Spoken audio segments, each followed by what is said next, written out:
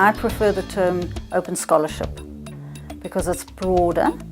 It includes open access publishing, but it also includes open research, open data, open education resources, open education practices even. It's much more broad-ranging. And I think that people and academics and researchers in the Global South have a particular commitment, need for a commitment, requirement, should be particularly concerned about making their resources and their outputs available for a range of reasons, not least of which is because there is a paucity of research output from the Global South. And the way that global knowledge is constructed is very northern. So that absence has profound effects. It has really deep implications for the way knowledge is constructed in general, because it sets in place this vicious cycle of knowledge that is found, knowledge that is discoverable, is from the global north, and so it goes on a self-perpetuating cycle. So I believe that southern researchers in particular really need to have a commitment to making their outputs available and influencing what happens in global knowledge construction.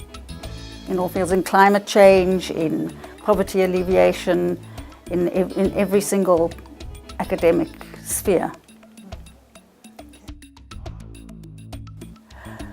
I think it will be quite a practical, strategically oriented seminar.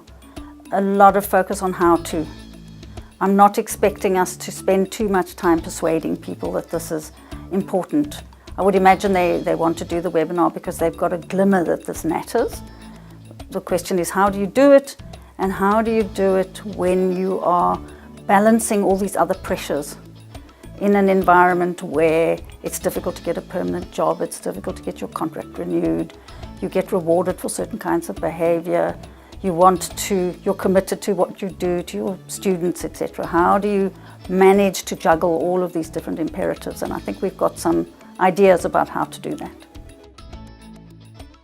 I think the reward systems that are in place don't prioritize open publishing as much as they could. I think we've definitely seen a shift.